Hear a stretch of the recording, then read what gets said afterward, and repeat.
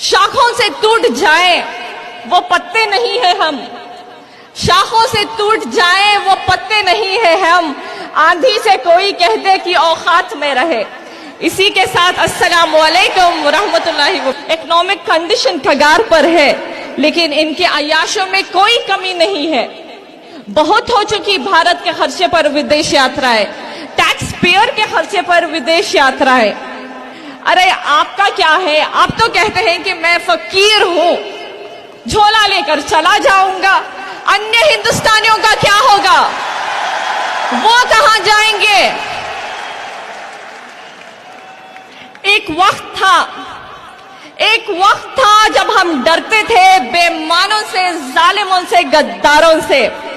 हिफाजत की क्या उम्मीद करें उन हुक्मरानों से जब अपना घर लुट रहा है अपने ही चौकीदारों से।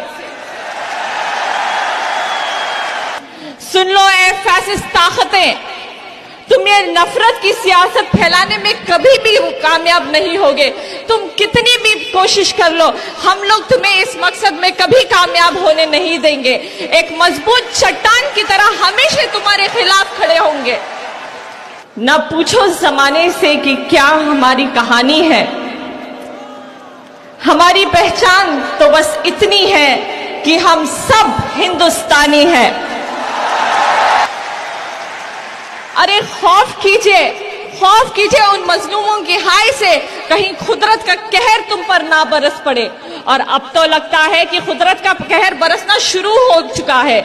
जीडीपी 8% से लेकर 5% हो चुकी है। ऑटोमोबाइल कंपनीज बंद हो रही है, व्यापारियां सड़क पर आ चुकी है।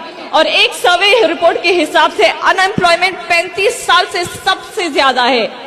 और एशियन करेंसी में तो हमारा वर्स्ट परफॉर्मेंस रहा है। यहां तक कि आम आदमियों को 2 वक्त का खाना खाना भी बहुत मुश्किल हो चुका है। जिस देश की अर्थव्यवस्था यानी कि आज हिंदुस्तान की हालत बहुत ज्यादा पस्त है, लेकिन जनाब कहने से नहीं थकते कि सब कुछ ठीक है।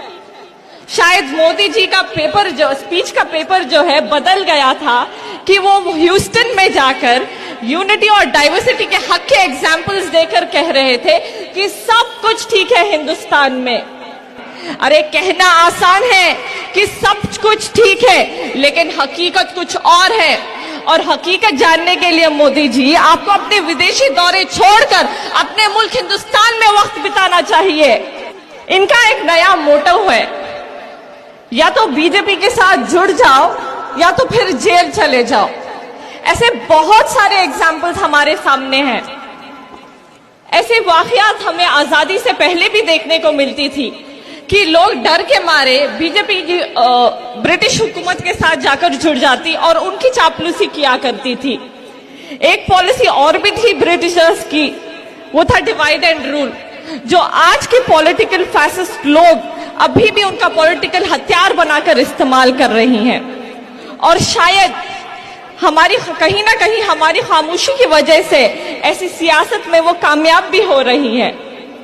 लेकिन ये नहीं जानते कि ये तभी भी गलत और नुकसानदायक था और आज भी गलत और नुकसानदायक है। ये लोग डेवलपमेंट की बात करने की बजाय जो वक्त की सख्त जरूरत है, बजाय उसके ये आरटीआई, एनआरसी, ट्रिपल तलाक बिल, आर्टिकल 370, एंटी कन्वर्जन और एनआईए चेंजेस जैसे ड्रैकोनियन लॉज इंप्लीमेंट करने में लगी हैं। ये बहुत बड़ी तबाही के आसार है। मैं हमारी हिंदुस्तान के आवाम से कहना चाहती हूं कि अपनी आंखें खोले और इस पस मंजर से बाहर निकले। वक्त आए तो हालात के साथ लड़ना भी सीखे। बदल जाओ वक्त के साथ या फिर वक्त बदलना सीखो। बदल जाओ वक्त के साथ या फिर वक्त बदलना सीखो। मजबूरियों को मत कोसो, हर हाल में चलना सीखो। हिंदुस्तान बना है कश्मीर से लेकर कन्याकुमारी तक, गुजरात से लेकर अरुणाचल तक, हिंदी से लेकर मलयालम तक और गुजराती से लेकर बंगाली तक। ये हिंद की खासियत है कि ये जुड़ा हुआ है। ये गंगा जमुना की तहजीब है, इसे तोड़ने की कोशिश मत करो। सारी दुनिया पर नजर घुमा के देख लो, यूनिटी और डाइवर्सिटी में यूनिटी की इससे बेहतरीन मिसाल तुम्हें چلے گی. صرف اپنے پولیٹیکل فائدے کے لیے ایک دوسرے کو دشمن مت بناؤ. ہندوستانیوں جاگ جاؤ، اب تو جاگ جاؤ. زندہ دل ہے وہ لوگ جو بے خوف ہو کر حق کے لیے آواز اٹھاتے ہیں. جو لوگ چور ہے، کرپٹ ہے، جیل جانے کی ڈر سے بی جے پی میں جا کر جڑ جاتے ہیں. یاد رہتے ہیں وہ لوگ جو مر کر بھی اپنی چھاپ چھوڑ جاتے ہیں، جیسے کہ ٹپو، گوری اور کرکرے. بے عزت ہے وہ لوگ جو زندہ رہ کر بھی ذلت میں مل جاتے ہیں. میں ایسے لوگوں کا نام لینا بھی گوارا نہیں سمجھتی. ایسے صورتحال میں میں سلام کرنا چاہتی ہوں پاپولر فرنٹ آف انڈیا کا، جو ڈیموکریسی اور سیکولرزم کا جھنڈا پکڑ کر آج بھی حق کے لیے ڈٹ کر کھڑا ہے. اور ان کا ساتھ دینے کے لیے بہت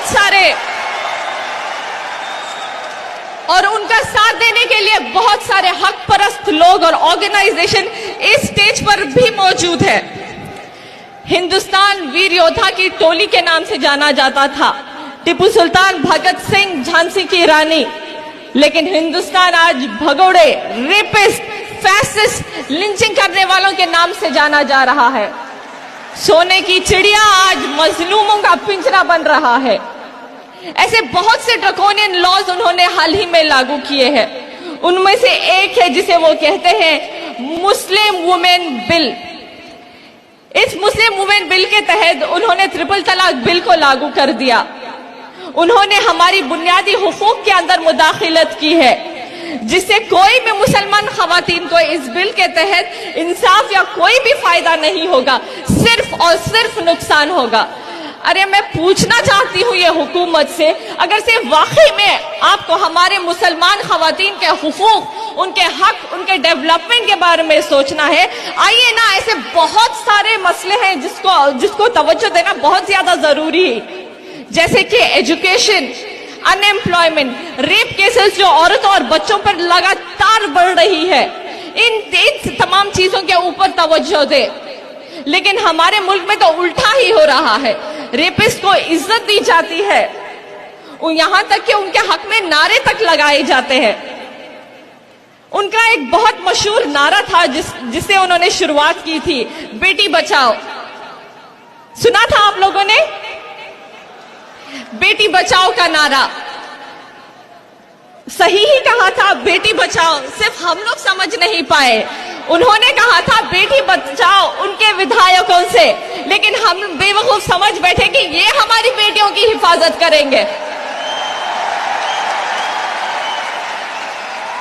یہ کس طرف ہم لوگ بڑھ رہے ہیں؟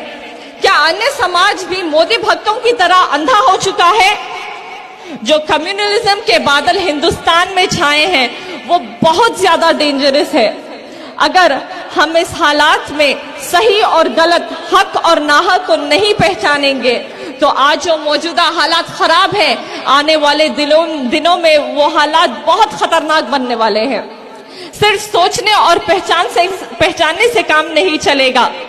ہمیں ہندوستان کی کانسٹیٹیوشن نے یہ آزادی دی ہے اور یہ حق دیا ہے کہ ہمارے ڈیموکریٹک طریقے سے ایک جٹ ہو کر اس کے خلاف آواز اٹھائے. میں بس اس امید کے ساتھ اپنی بات کو مکمل کرنا چاہوں گی کہ میرے سامنے بیٹھے ہوئے تمام حق پرست لوگ، اور جہاں کہیں بھی لوگ یہ پیغام کو سن رہے ہیں، کہیں نہ کہیں ان کے دلوں میں آج بھی ڈیموکریسی اور کانسٹیٹیوشن پر یقین ہے، اور اس کو بچانے کے لیے وہ جتنی بھی حد تک جا سکتے ہیں وہ جانے کی کوشش کریں گے. اور جو لوگ اور پاپولر فرنٹ آف انڈیا جیسے تنظیمیں جو حق کو حق بولنے کا دم رکھتی ہے، ان کے ساتھ ہم لوگ ہمیشہ کھڑے ہوں گے. نیشنل وومنز فرنٹ اور ان جیسی بہت ساری تنظیمیں ہیں جو ان کا ساتھ دے گی، کیونکہ ہم لوگ یہاں موجود ہیں حالات بدلنے، اور مرتے دم تک ہم لوگ یہ کوشش کریں گے کہ ہمارے حالاتوں میں تبدیلی آئے. یہ تو آتی جاتی حکومتیں ہیں، ان لوگوں سے کیا ڈرنا، بس دل میں یقین اور جذبہ ہونا چاہیے. ہم لوگ ہر مشکل کو پار کر جائیں گے. بس ایک آخری بات کہنا چاہوں گی، شاخوں سے ٹوٹ جائیں وہ پتے نہیں ہیں ہم، شاخوں سے ٹوٹ جائیں وہ پتے نہیں ہیں ہم. آندھی سے کوئی کہہ دے کہ اوقات میں رہے، इसी के साथ अस्सलाम वालेकुम व रहमतुल्लाहि